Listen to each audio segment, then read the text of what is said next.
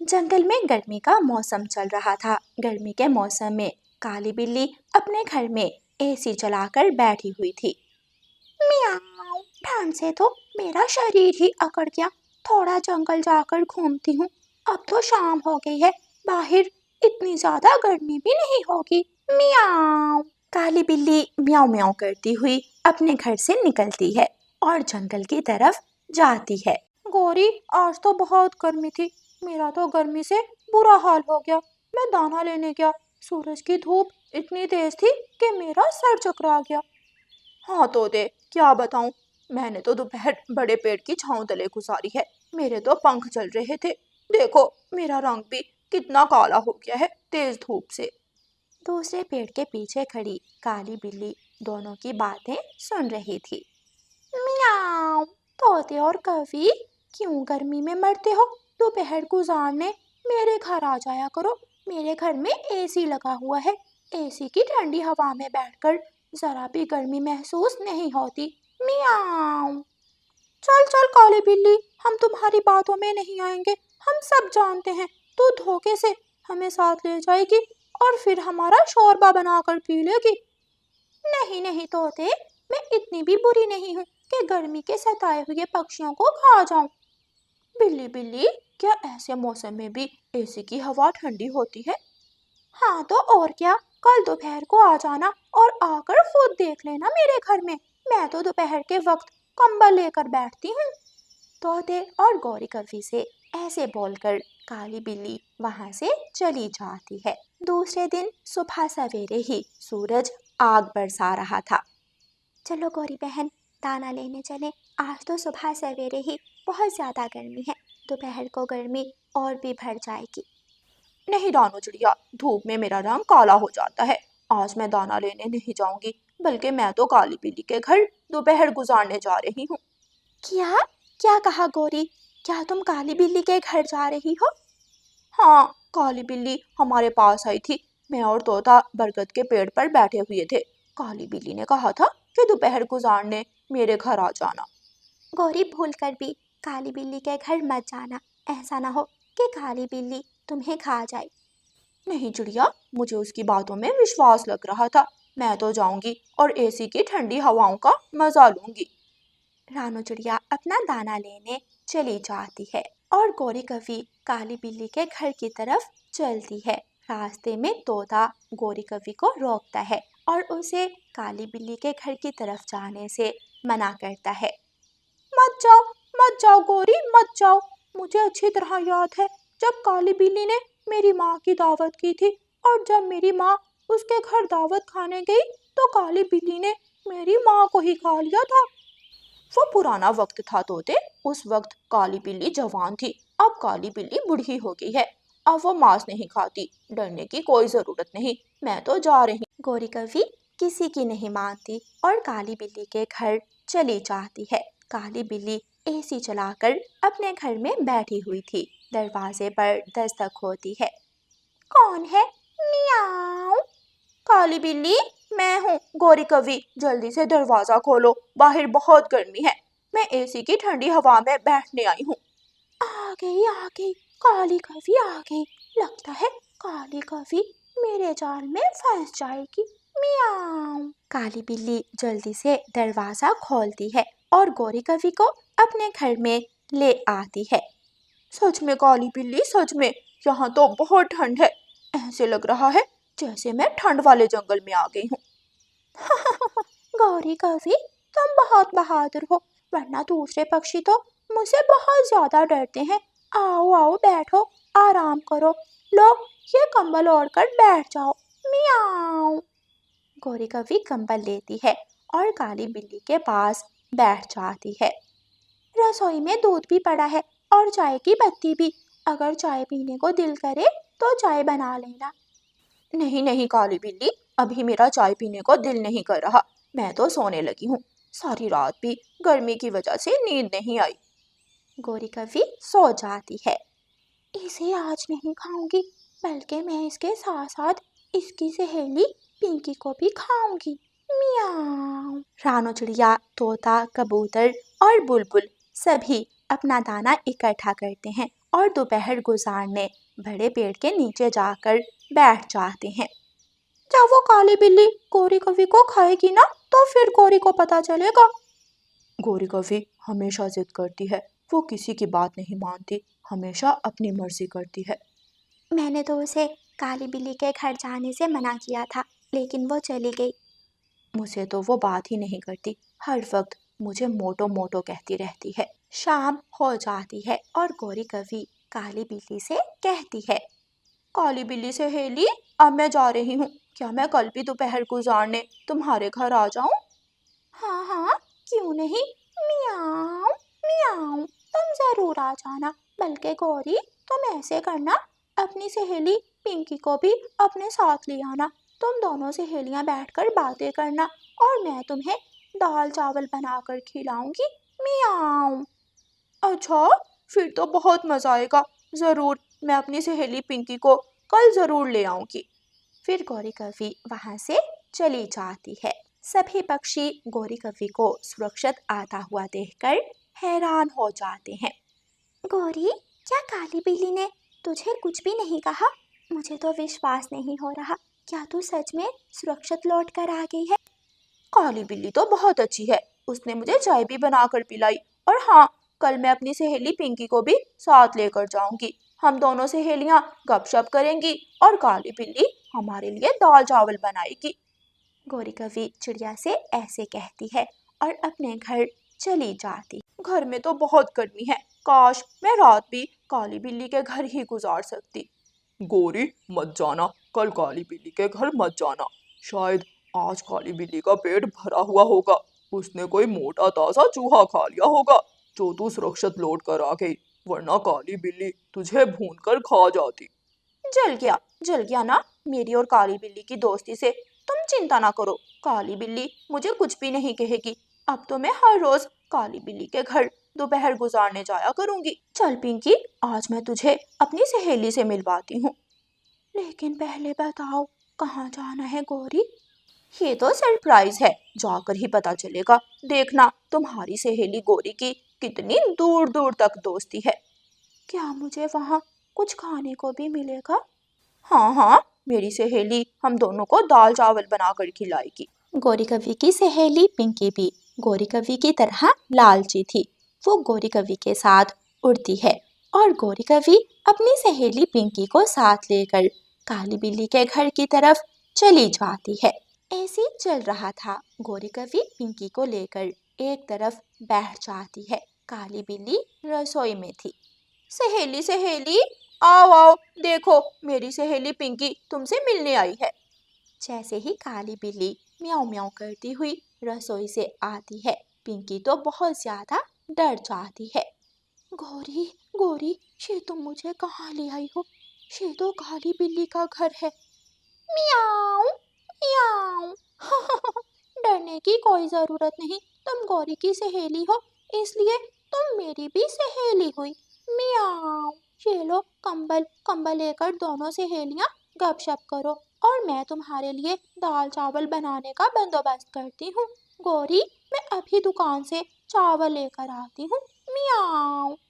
ठीक है काली बिल्ली, जल्दी आना, मुझे बहुत भूख लगी हुई है। गौरी कवि अपने घर से निकलती है और थोड़ी दूर अपनी सहेली मानो बिल्ली के पास जाती है। मानो मानो, आ जाओ आ जाओ, दोनों मिलकर पार्टी करेंगे। आज तो मैंने दो दो कवियां पकड़ी हैं। मियाऊं। ये सुनकर काली बिल्ली की सहेली मानो तो नाचने लगती है। वाह वाह, तुम बहुत चालाक हो, किसी ना किसी पक्षी को अपने जाल में फंसा लेती हो। आज तो बहुत मजा आने वाला है। मियाँ। फिर काली बिल्ली अपनी सहेली मानो को अपने घर ले जाती है। घर जाते ही काली बिल्ली दरवाजे की कुंडी लगा लेती है। काली बिल्ली, ये क्या, ये क्या, तुमने दरवाजे की कुंडी क्यों लगा दी? मियाऊं। इसलिए कि तुम दोनों यहाँ से भाग ना पाओ। मानो, किसको खाओगी, गौरी कवि को या इसकी सहेली को? नहीं काली बिल्ली, तुम दोनों गौरी को ही खाओ, प्लीज मुझे छोड़ दो, मुझे जाने दो। मैं तो गौरी के साथ मेहमान बनकर आई थी। ये सुनकर दोनों बिल्लियां हंसने लगती हैं। काली बिल्ली, प्लीज हमें छोड़ दो। गोरी, तुमने खुद तो मरना ही था और साथ में मुझे भी मार दिया। दोनों काली बिल्लियां छलांग लगाती हैं और एक एक कौवी को पकड़ लेती हैं। प्यारे दोस्तों, अगर गोरी कौवी अपने दोस्तों की बात मान लेती और काली बिल्ली के घर ना आती और काली बिल्ली से संबंध ना बनाती, तो शायद आज गोरी कौवी के साथ ये सब ना होता। और प्यारे दोस्तों, इस कहानी को लाइक, अपने दोस्तों के साथ शेयर और चैनल को सब्सक्राइब करना बिल्कुल मत भूलना। आपका धन्यवाद। रानू चिड़िया पक्षियों के कपड़े सिलाई किया करती थी। पक्षियों के कपड़े सिलाई करके उसे इतनी कमाई हो जाती कि वो अपने बच्चों की हर खुशी पूरी करती थी। जग्गू भाई, देखे मेरी मम्मा ने मुझे नए शूज लेकर दिए हैं। क्या मेरे नए शूज सुंदर है? हाँ, तुम्हारे शूज बहुत सुंदर हैं। मम्मा मम्मा, मुझे भी गुड़िया की तरह नए शूज लेकर दो। चुप कर जा जग्गू, मुझे परेशान ना कर। मैं पहले ही उस छोटी चिड़िया की वजह से बहुत परेशान हूँ। हर दिन अमीर से अमीर होती जा रही है। आंटी, मेरी मम्मा मेहनत करती है। पता है, मेरी मम्मा सारी सारी रात पक्षियों के कपड़े सिलाई करती है, फिर कहीं जाकर हमारी खुशियाँ पूरी कर पाती है मेरी मम्मा। गुड़िया की बच्ची, चल उठ, भाग यहाँ से। आ जाती है हमारे घर में रोज रोज लड़ाई डलवाने। गुड़िया वहां से चली जाती है और गौरी कवि गुस्से में कालू कव्वे के पास जाती है।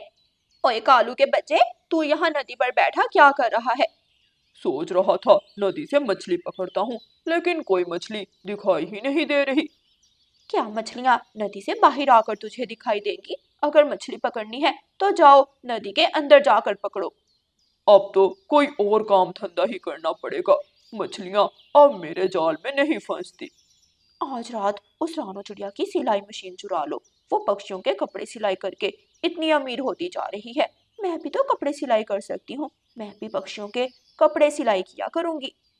उपाय तो ठीक है गोरी, मैं आज ही रानो चिड़िया की सिलाई मशीन चोरी कर लाता हूँ। गुड़िया बेटी, क्या दरवाजे की कुंडी लगा दी है? जी मम्मा, मैंने दरवाजे की कुंडी लगा दी थी। मुझे नींद आ रही है। मम्मा, आज मैं आग के साथ सोऊंगी। गुड़िया अपनी मम्मा के साथ लेट जाती है। दोनों माँ बेटी सो जाती हैं। लेकिन आज गुड़िया दरवाजे की कुंडी लगाना भूल गई थी।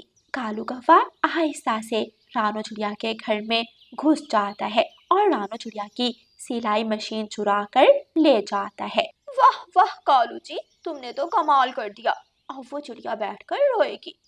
मेरी सिलाई मशीन, कोई जोर मेरी सिलाई मशीन चुरा कर ले गया। ऐसे ऐसे रोएगी वो कमजोर चिड़िया।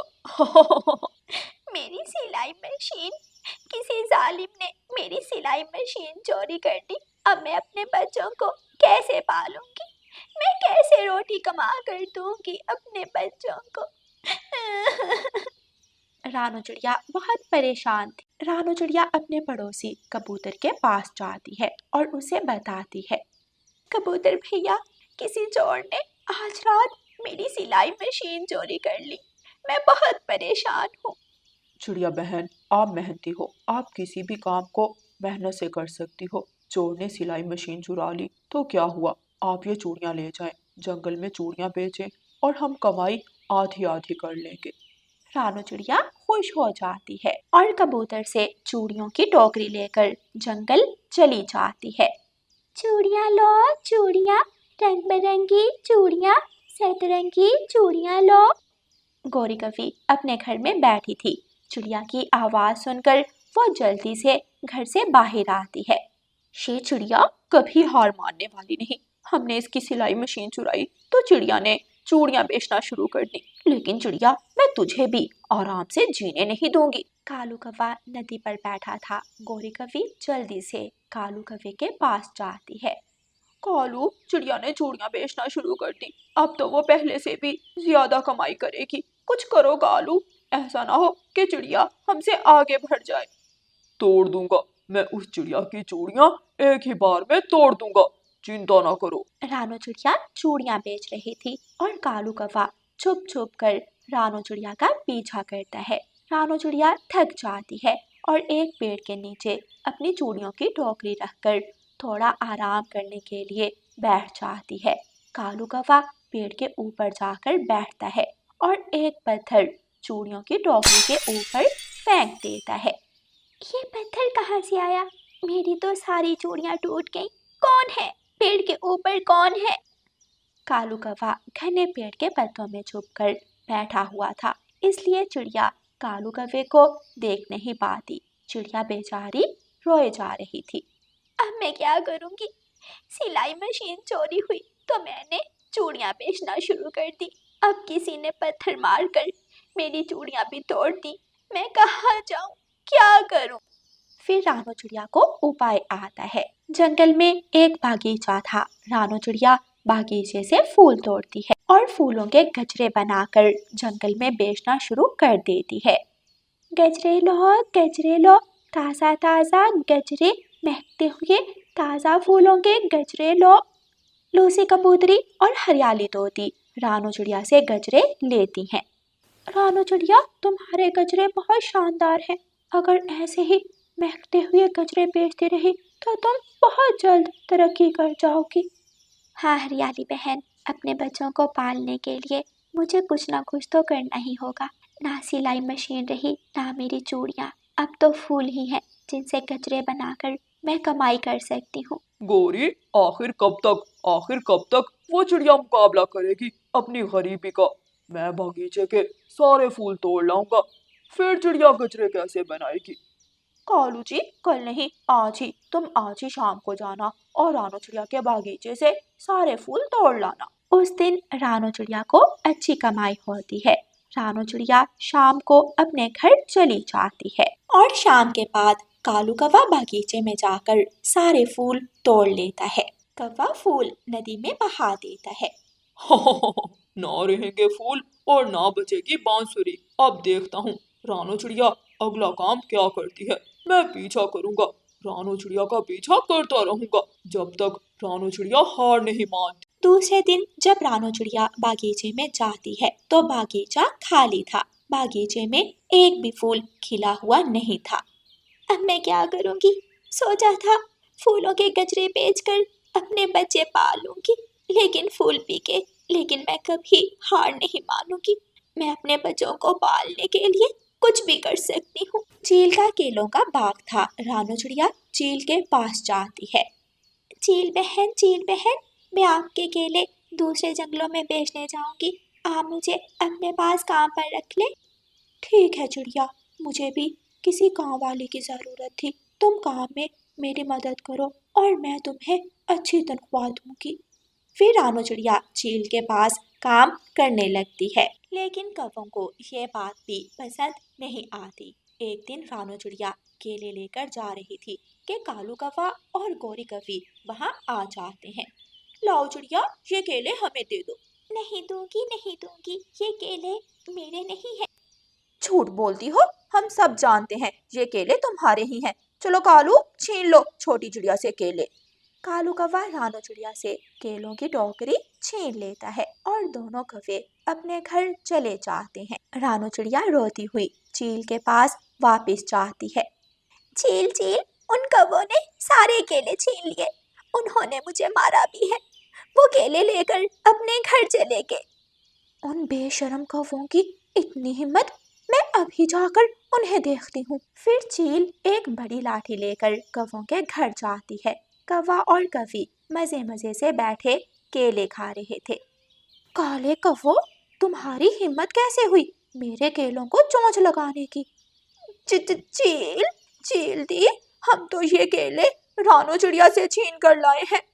रानो चिड़िया मेरे ही केले बेचने दूसरे जंगल जा रही थी। तुम्हें इसकी सजा जरूर मिलेगी। फिर चील बड़ी लाठी से दोनों कौवों की खूब पिटाई करती है और कौवे रोते हुए वहां से भाग जाते हैं। कौवे आगे आगे और चील उनके पीछे पीछे। चील कौवों को दूसरे जंगल छोड़कर वापस आती है। प्यारे दोस्तों, ऐसे काले कौवे वो जंगल छोड़कर वहां से चले जाते हैं। चिड़िया तो नहीं हारती, लेकिन काले कौवों को अपना घर छोड़ना पड़ता है।